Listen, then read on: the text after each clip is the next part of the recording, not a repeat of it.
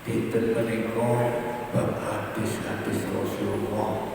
Kalau bisa mengusulkan penjelasan tentang hadis niku jenenge syarah.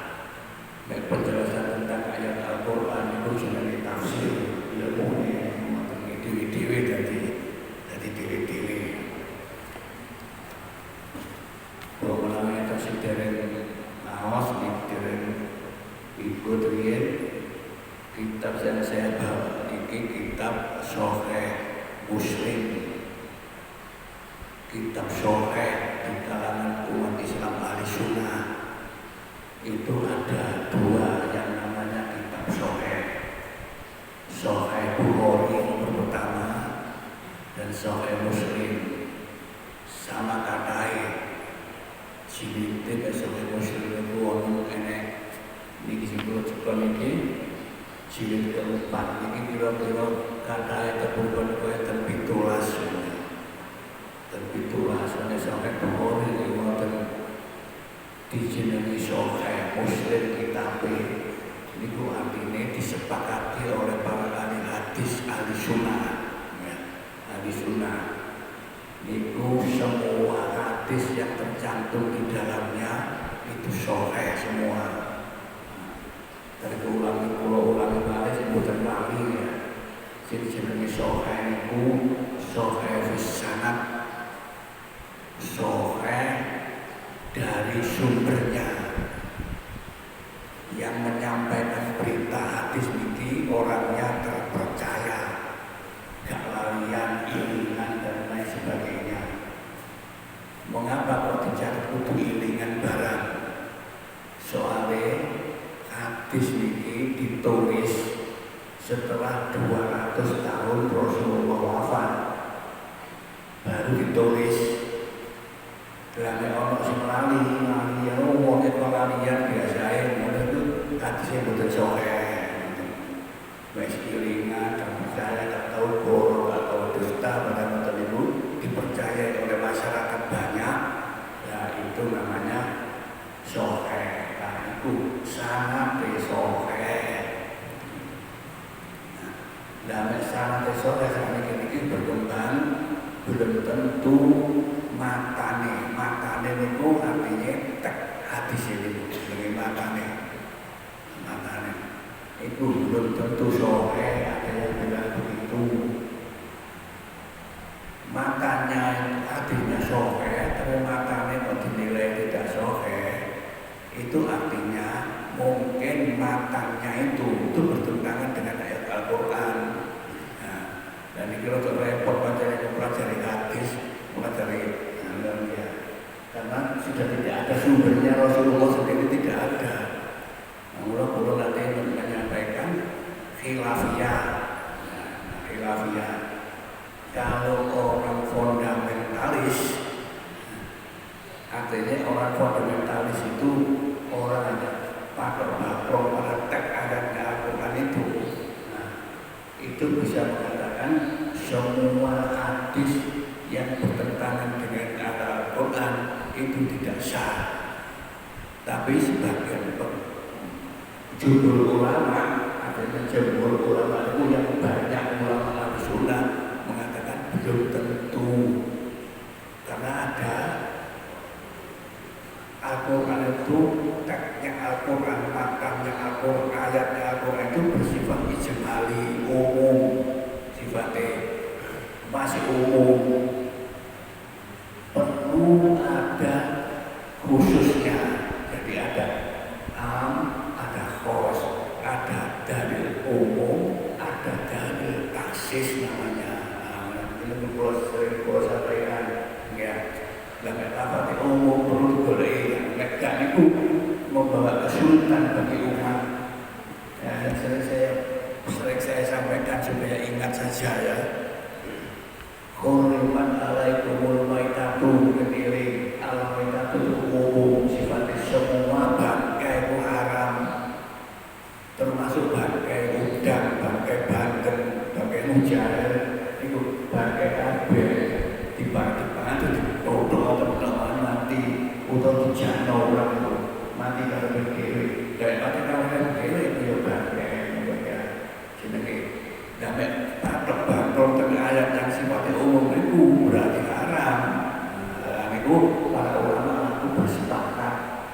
mencari taksisnya.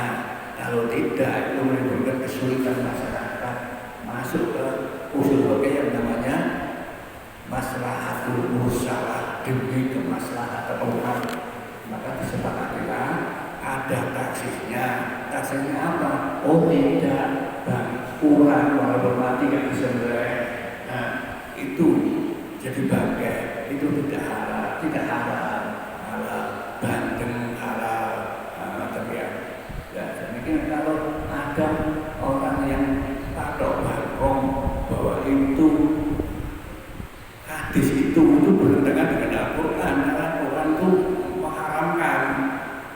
Nah, itu bisa undang orang yang fundamentalis itu mengatakan undang barang itu haram, mungkin tidak mau makan itu. Ya tidak apa-apa. Nah, itu kan namanya fikih, namanya fikih.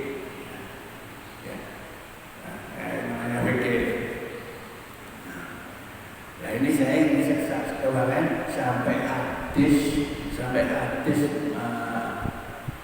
haji ya, habis bapak haji. Kok bapak haji pak? Kalau bukan bakal haji, nggak duit samune misalnya. Nanti ada sahabat lupa Rasulullah eco dados sok-sok niku. Kulo sholat, wong sugih melu sholat saged sholat. Kulo poso, wong sugih melu poso. Tapi wong sugih lunga haji, nglakoni haji, kulo boten saged haji.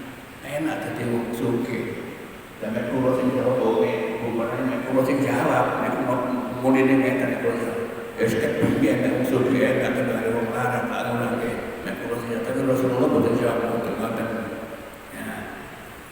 Enak wong sugih saged sedekah, kula boten saged sedekah. Sedekah terus jawab Rasulullah, kullu takbiratin sedekah, kullu tahmidatin sedekah, kullu tahlilatin sedekah.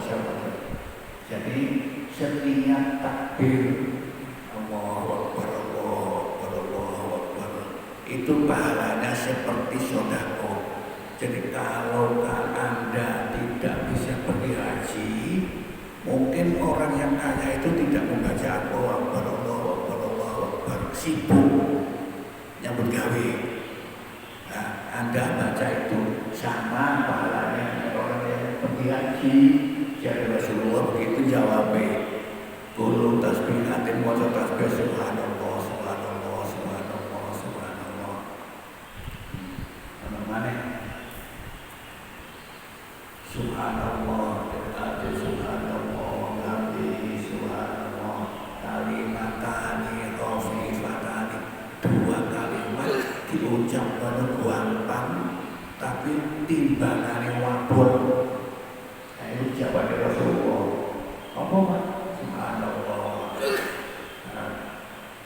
Ada subhanallah wa bihamdihi subhanallah, subhanallah wa bihamdihi. Dua kalimat itu, dua kalimat. Bahasa Arab itu dua jumlah tani. Bahasa Indonesia kalimat. Subhanallah wa bihamdihi subhanallahil azim, subhanallah wa bihamdihi subhanallahil azim. Apun timbangane kita Allah.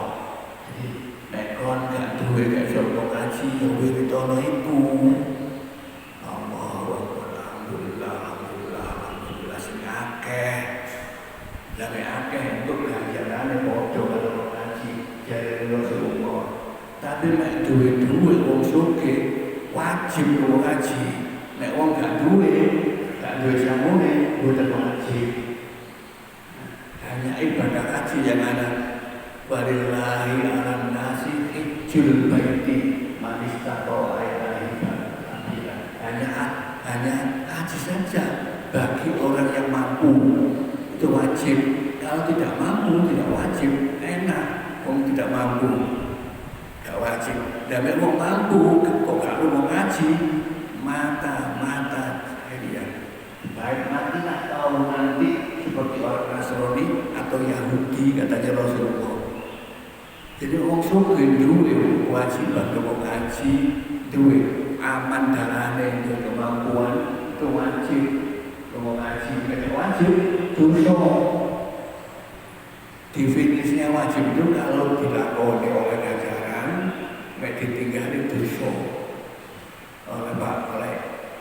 oleh siksa Allah dosa. Itu definisinya. Dan memang gak duwe, gak wajib, mereka gak wajib. Kalau mau ngaji nggak apa-apa. Lalu itu kan ada orang Indonesia itu ngomong, si nekat, haji nekat. Nurut kapal terbang, nyelundup dia ini ngomong, tiba-tiba tombol nyoba, enggak. Tak semua kaji, yang mau betul juara pun menggunakan kapal terbang, kok iso, dua wiritan ya, kira-kira dua wiritan itu. Kelakuan sampai konangannya sudah sampai ke Jakarta. Akhirnya diturun ke Jakarta, balik mana yang kapal terbang, kan konangan orangnya yang nyelobot ya. Nanti jadi perkara nanti di Saudi ya. Jadi kok ya iso dia itu tidak wajib. Kenapa tidak wajib kok memaksakan diri? Dia tidak wajib, ya tidak usah ngelakuin itu. Memaksakan diri ya, itu.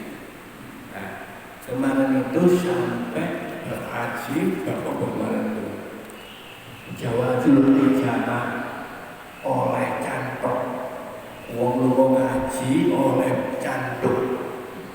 Kalau sekarang bekam ada alatnya alat bekam BBE orang luwung ngaji duit lorong bawa alat bekam di sana nanti tuh sambil pegang, terus bocornya dipegang, bayar. Tapi lo mulai ngaji nggak boleh niat itu aku bekam lu oleh balik sanggup. Lah kalau niatnya itu aku lu orang bekam oleh balik sanggup, itu namanya amal rubah amalin ukhrawiyin bisu ilmiah. Bilang-bilang amalan yang sifatnya ukhrawi, ibadah murni berhubung ngaji, tapi niatnya katanya bekam, oleh bareng ongkos, gowo rokok sak kotak, orang kok didol rokoknya, didol rokok itu makruh menurut Muhammadiyah rokoknya haram, menurut NU makruh, menurut Muhammadiyah haram. Karena apa? Karena faksa Muhammadiyah. Kalau NU tidak, kecuali kalau dia itu punya penyakit. Kalau punya penyakit memang haram. Kalau tidak punya penyakit itu tidak haram, hanya makruh kalau menurut NU. Nah, orang sih mau ini. Dan ini rokokan ya, menegakkan hukum rokok makruh. Dan Muhammadiyah ini tidak rokokan, jadi menentukan hukum haram. Padahal dia bukan ya, menurut ijtihadnya masing-masing. Ya. Nah, itu tergantung niatnya. Mari kita lanjutkan saat ini ingin jamaah saat ini muda wa amatul mukrim ainahu ngobati mripat. Nah, jadi duwe mripat wis kanca-kanca. Tapi syarat wis rada lemah. Dan angin titik kocok-kocok berair dan lain sebagainya perlu diobati. Nah, gaul obat meripat. Nah, itu boleh orang muhrim, orang ihram itu mengobati meripat. Kalau mau celawan tadi saya kesuwen, bukan ngoceh, hati saya gak diuka-wocok. Hadis ke-89 dari Kitabul Haji. Kitab Haji. Lah niki jenenge niku kitab yoan. Niki kitab Sahih Muslim. Di dalamnya isinya berupa kitab bab pasal ya. Kalau di sini hadis itu sistemnya sudah begitu sistematikanya. menurut orang mahasiswa biasanya itu sistematika nyusunnya itu sudah bab-bab itu. Nomor pasal 89 dari Kitabul Haji bab jawazul mudawamatil muhrimi ainahu ngobati pribadi. Dari kitab ini semuanya itu hadis ke 1204 dari kitab Sahih Muslim. Tapi dari kitab haji, Kitabul Haji bab ke-12 itu nomor 89 dan 1204. Bunyi hadisnya Haddatsana Abu Bakr bin Abi Syaibah, menceritakan kepada kami Abu Bakr bin Abi Syaibah. Jenenge Abi Syaibah, Abu Bakar, bukan berarti bapake Bakar itu boten nggih. Mekene bapake Bakar. Mereka panjenengan jenenge itu Abu Syaibah. Wa Amrun Nafidi wa Zuhairun Nur Hazm. Data istimewaan ini disebut sanate dalam kitab Sahih Muslim itu. Sanate disebut dalam kitab lain kaya yang dikaji temriki enten ngaji dipegang Arba'in Nawawi enten sinten sing bisa ilmi dan ilmu Hanan dan Yunan, kitab Ustaz Yunan barang juga. Terus enten sing pegang hadis kitab Muhtarul Hadis Al-Islami Yai Ismaili ya, Muhtarul Hadis. Tapi sih disebutkan itu sumber pokoknya buatan sanat sanat ini kita disebutno itu jenenge urutane sanat teko iki buatan ya. Nah itu cara ilmu hadis jenenge silsilatul dzahab, rangkaian untuk pergi kepada Rasulullah.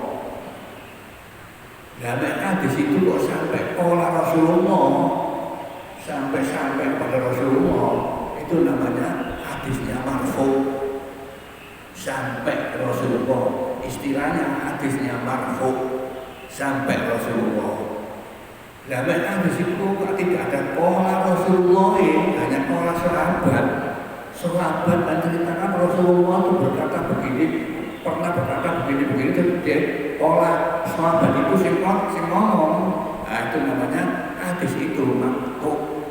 Hadis itu terputus sampai sahabat itu saja. Walaupun itu mungkin hadisnya baik dan terpercaya, tapi hadis itu tidak sampai Rasulullah. Hanya hadis itu sampai sahabat saja. Itu namanya hadisnya itu maktub. Hadis terputus, sumbernya terputus. Kalau terputusnya itu pada sahabat disebut maktub. Kalau terputusnya pada tabi'in, siapa tak tabi'in itu? Yang disebut tabi'in itu orang yang meriwayatkan hadis itu, tapi orang itu tidak semasa dengan Rasulullah.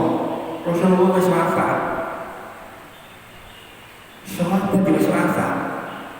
Nah, kok orang tabi'in wong iki meriwayatkan, itu artinya hanya sampai ke tabi'in saja, tidak sampai sahabat. Nah, itu namanya tabi'in. Terputus sampai, nah itu namanya hadisnya munqati', terputus juga, tapi sampai tabi'in. Nah hadisnya kalau sudah sampai tabi'in, itu biasanya ulama itu banyak yang tidak mau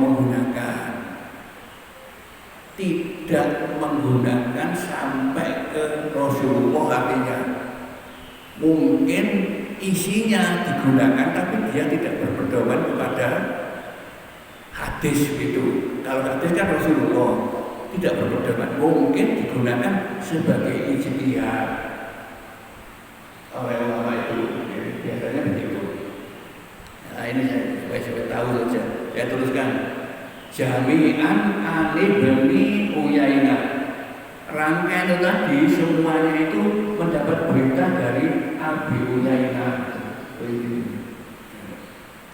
Mola Abu Bakar, dawuh Abu Bakar, sahabat Nabi utama Abu Bakar. Ada sana Sufyan bin Uyainah. Abu Bakar mengatakan, aku juga krungu dari suku Uyainah. Jadi Abu Bakar juga melihat begitu. Aku juga krungu dari Sufyan bin Uyainah. Kata sana Ayub, kata Sufyan bin Uyainah mengatakan bahwa ada itu cerita dari Ayub bin Musa An-Nubeh bin Wahib. Orang nama Abani ibni Utsman. Jarene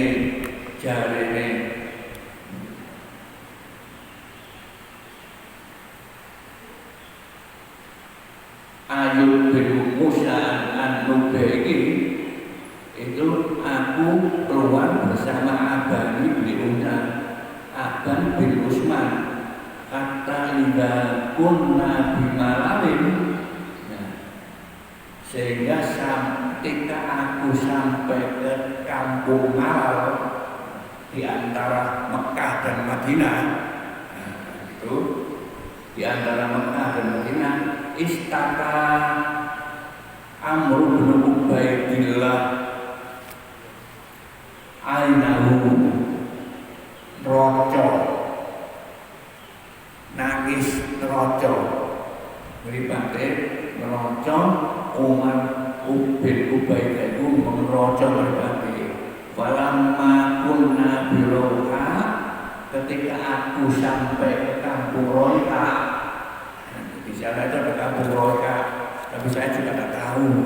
Waktu mau kaji juga tidak ditanya. Mungkin yang pernah mau kaji mungkin juga sama, tidak ditanya itu kampung apa sebuah riwat itu aja, tidak ditanya. Kecuali orang kampung sana. Istaddat waja'ahu, maka bertambah parah. Kok wajahnya merotos mengenai wajah itu sampai bertambah parah. Wa arsala ila Abani bin Utsman, maka dia itu mengutus kepada Aban bin Utsman, yas'aluhu, menanyakan bagaimana ini ketika haji kok terlepas begini, apa boleh berobat? Wa arsala ilahi an idmit huma bis-sabri, boleh diobati dengan as-sabri, semacam celak, diobati semacam celak. Fa inna Utsman radhiyallahu anhu, sesungguhnya Utsman itu pernah berkata an Rasulullah, dari Rasulullah, katanya Utsman. Nah ini marfu, kalau dikatakan Utsman dari Rasulullah, ya dari Rasulullah. Fil rajuli idza staka ainahu, Rasulullah pernah dawuh, katanya Utsman.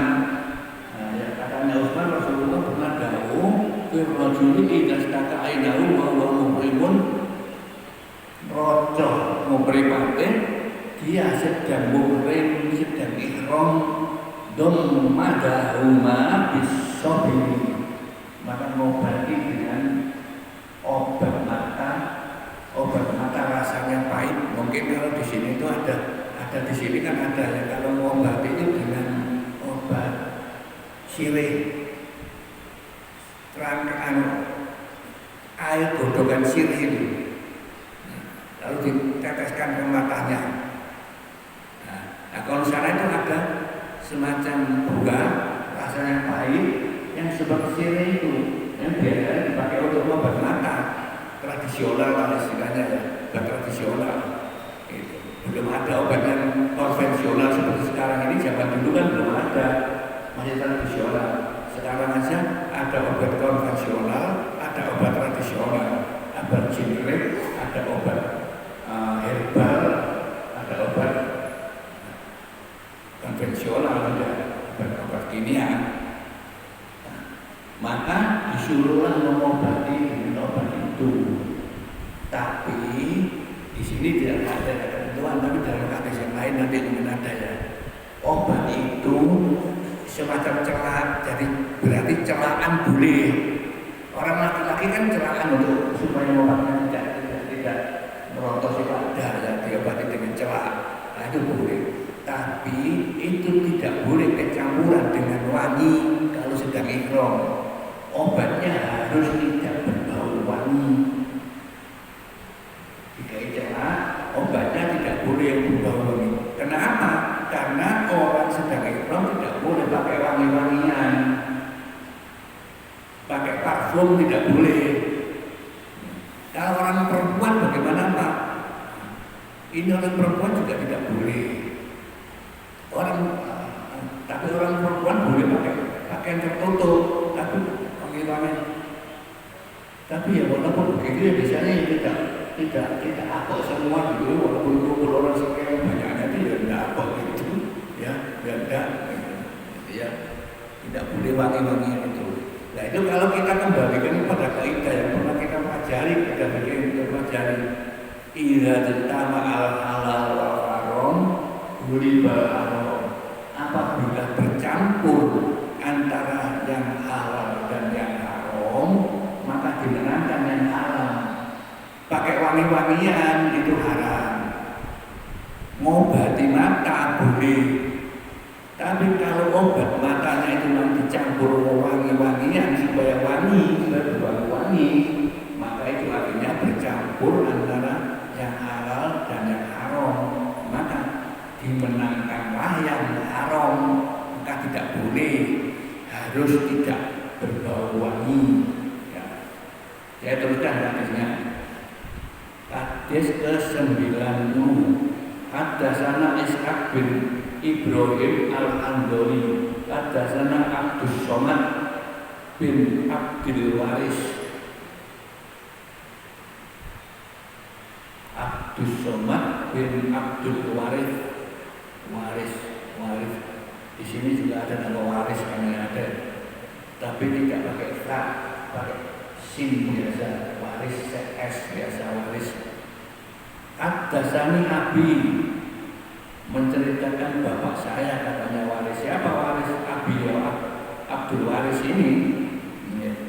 Haddatsana Ayyub bin Musa, haddatsani Nubaih bin Wahib, anna Umar bin Ubaidillah.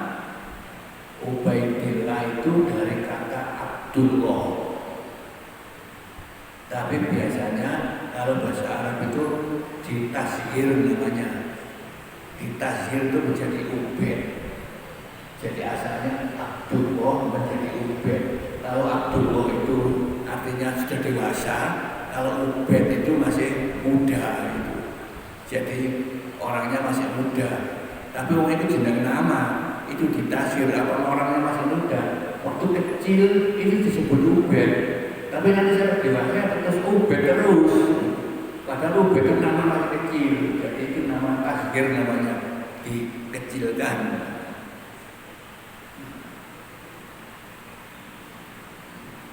Romidat ainuhu, sama rocon meripati, wa'arota ayang kualaha, maka dia itu bermaksud akan nyalain pakai celak, biar terserap meroconya itu, biar tidak merocok lagi, mungkin begitu ya. Fanalahu Abanu bin Utsman, maka dicegah oleh Aban bin Utsman, jangan dulu, kamu sedang muhrim, kamu sedang ihram, nggak boleh. Wa amarahu ayyudamaha bisobiri, bukan disuruh berobat dengan sobir, karena yang lalu itu dengan sobir semacam celak, tapi bukan celak. Bukan loto itu getah, bukan getah. Ya, boleh dengan itu. Nah, mungkin masih belum tahu dia, masih belum tahu. Kalau sopir boleh, celaan ya boleh. Itu namanya apa Pak? Namanya kalau dalam ilmu usul namanya kias.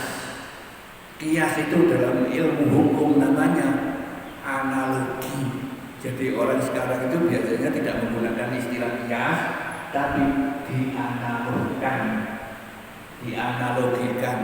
dianalogikan itu artinya disamakan. dengan celak. Seperti yang sering saya contohkan, Rasulullah kalau zakat itu pakai kurma dan gandum.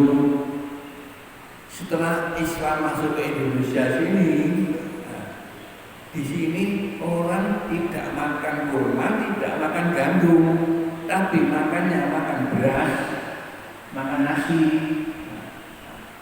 Bagaimana kalau kita itu berzakat fitrah dengan nasi? Maka ulama beristihad, kumpul beristihad, itu namanya wajib zakat dengan zakat fitrah dengan beras itu dikiaskan dengan kurma dan gandum. Itu namanya dikiaskan. Nah, kias itu harus sama. Kurma dan gandum itu makanan pokok di Saudi Arabia pada Rasulullah dulu. Indonesia beras itu makanan pokok bagi rakyat, sama-sama makanan pokok, biasanya dikiaskan. Oleh karena itu biasanya lalu banyaknya begini tuh, seperti namanya begini, orang pergi haji, ya pergi haji, ibunya ada serabat, ibunya itu kaya, tinggalan warisnya itu banyak, tinggalan warisannya. Kemudian orang ibunya itu belum sempat pergi haji, meninggal. Anaknya repot, ibu saya belum haji sudah meninggal. Bagaimana kalau saya mengajikan ibu saya? Bagaimana kalau dia ragu-ragu pergi ke Rasulullah, tanya kepada ya Rasul, ibu saya ini hartanya banyak, meninggal dunia belum sempat pergi haji. Bagaimana kalau saya hajikan ya Rasulullah? Ya silakan hajikan. Berarti apa? Itu yang dipakai dasar untuk badal haji. Yang dipakai dasar. Berarti menghajikan orang yang sudah meninggal itu lagi, itu boleh pahala hajinya sampai kepada orang yang meninggal itu lagi. Cerita begitu itu tidak ada kalau sholat. Orang tua dulu, saya dulu akan meninggal nggak sempat sholat. Ya, seminggu nggak sholat, lalu dulu mati. Bagaimana di pokok sholat akan kan? Dan itu dalilnya gak ono, hadisnya gak ono. Dan dijarakan mawon Pak kalau bisa akan meninggalkan sholat kan, jadi perkara akhirnya. Itu para ulama lalu kumpul beristihad, dikiaskan dengan ini tadi. Haji itu rukun Islam, poso juga rukun Islam. Poso oleh, haji oleh dibadali, sholat kok gak oleh dalil, dikiaskan dengan itu tadi. Daripada nanti tak terbadalan ini, jadi dikiaskan dari para ulama oleh kiasan podo-podo rukune, podo-podo ibadah murine, podo-podo gak sempat loro gak sempat meninggal, untuk kecelakaan di jalan, belum sholat, belum sampai sholat, tapi kata di jamak berikut dari dalam Nabi, apa itu? Ada yang menurut oleh dikiaskan boleh dikodoi sholatnya, disolatkan badal sholat. Ada yang membolehkan, tapi ada yang tidak membolehkan, tidak. Tapi kalau kecelakaan itu ya, itu namanya kalau sudah kecelakaan itu tadi asal orangnya Islam, insya Allah itu syahid, tapi namanya syahid akhirat. Dalam mati dalam keadaan kena balak seperti kemarin kan banyak kena balak, COVID ya, COVID meninggal, nggak sempat sholat dan sebagainya, sudah mager-mager nggak bisa sholat, ya itu bagaimana? Nah itu adalah orang syahid. Kalau sudah akhirat, mudah-mudahan diampuni oleh Allah. Makanya saya juga sering mengatakan, Innallaha la yaghfiru an yushraka bihi. Allah tidak bakal mengampuni dosa syirik. Kalau kita melakukan syirik, ya, tahu tidak tahu, dianggap tahu, nah, Allah tidak akan mengampuni. Caranya mengampuni bagaimana Allah? Kita harus tobat, meninggalkan itu dan tidak melakukan lagi, itu namanya tobat. Jadi kalau tidak semak tobat Pak, nah itu yang tidak terampuni mudah-mudahan, tapi tetap kita doakan aja. Orang muslim tetap kita doakan mudah-mudahan diampuni. Tapi kalau bukan syirik, insya Allah diampuni. Innallaha la yaghfiru an yushraka bihi wa yaghfiru ma duna dzalika liman yasha. Allah bakal mengampuni selain syirik kepada orang yang dikehendaki oleh Allah. Kalau syirik, kalau kafir ingkar ya tidak akan diampuni. Nah kalau orang mukmin, nah itu orang mukmin, insya Allah diampuni kalau bukan mukmin. Tapi jangan sembrono. Nanti malah aku mukmin bakal diampuni oleh Allah. Kok gak syirik ngono? Itu sembrono namanya, nyepelek Gusti Allah. Nyepelek Gusti Allah. Ya sing hati-hati, pokoknya setelah melakukan perbuatan yang berdosa, itu ya istighfar. Alladzina idza fa'alu fahisyatan, orang yang melakukan perbuatan fahisyah. Sekali lagi apa Pak fahisyah itu? Fahisyah itu semua perbuatan yang merugikan diri kita sendiri, itu namanya fahisyah. Namanya fahisyah. Idza fa'alu fahisyatan aw dzalamu anfusahum. Nah, orang merugikan dirinya sendiri itu artinya mendolimi dirinya sendiri. Iya. Dzakarullaha fastaghfiru lidzunubihim. Maka istighfarlah untuk Allah mengampuni. Jangan nyepelekno, malah itu diampuni gitu. Itu nyepelekno. Ya karena ya banyaklah beristighfar. Ya banyaklah nglakoni beristighfar. Beritan istighfar gak angel. Ucap istighfar itu udah angel. Astagfirullahaladzim. Walaupun gak banter dalam hati, astagfirullah.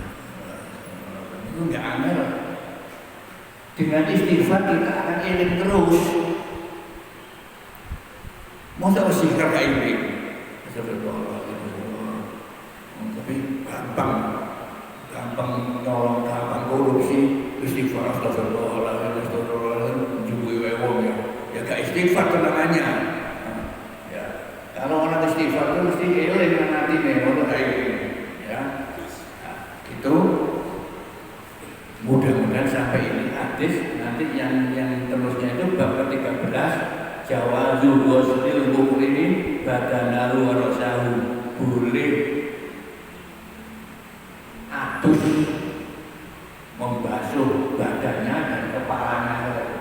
Boleh orang sedang muhrim. Berarti kalau sedang muhrim kan melepas baju ihramnya kalau mandi. Nah ya, kalau mandi nanti ya dipakai lagi setelah.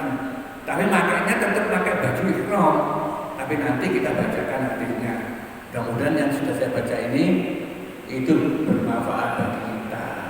Kalau kita tidak bisa pergi haji, kita sudah belajar ilmu haji seperti ini kan, ngaji tentang bab haji, belajar ilmu tentang haji.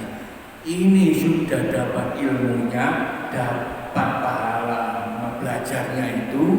Nah, kalau tidak sampai ke sana, artinya sudah dapat ijazah. Kata Rasulullah lagi, ya, enak wong sugih, iso lo ngaji, aku gak iso lo ngaji, Pak.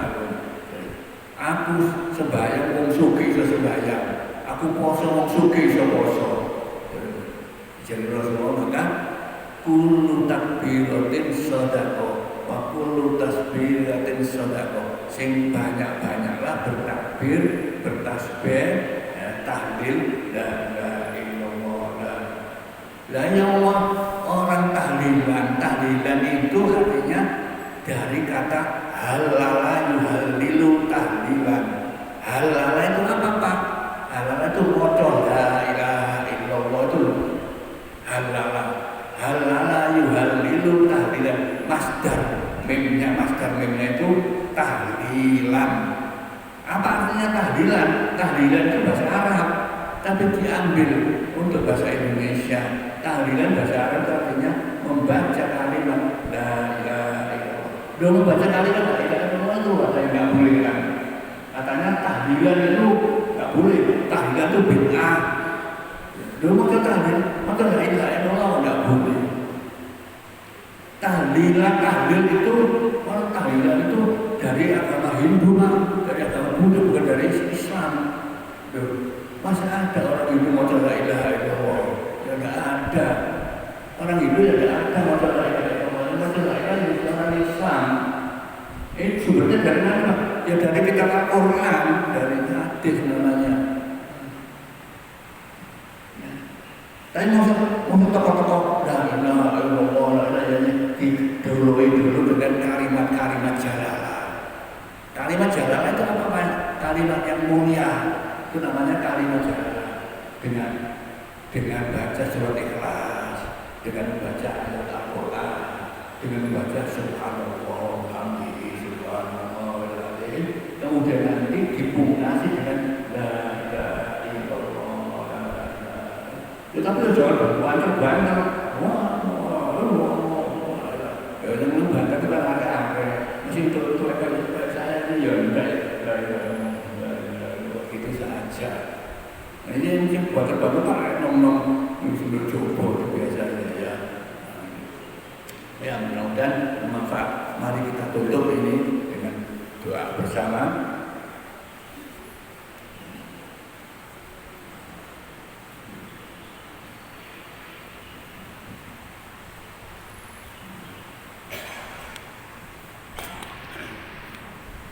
Karena yang ini nggak datang, pasti ini yang ini nggak datang. Saya siap nanti biar ada ceritanya untuk siarnya masjid kita. Ya, masing-masing yang nggak datang nanti bisa lihat di grup, karena ada grupnya pengajian ini.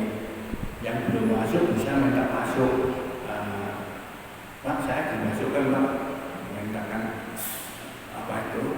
Adminnya itu ada Pak Samsul, ada Berat, ada Pak Isya, ada Pak Aris,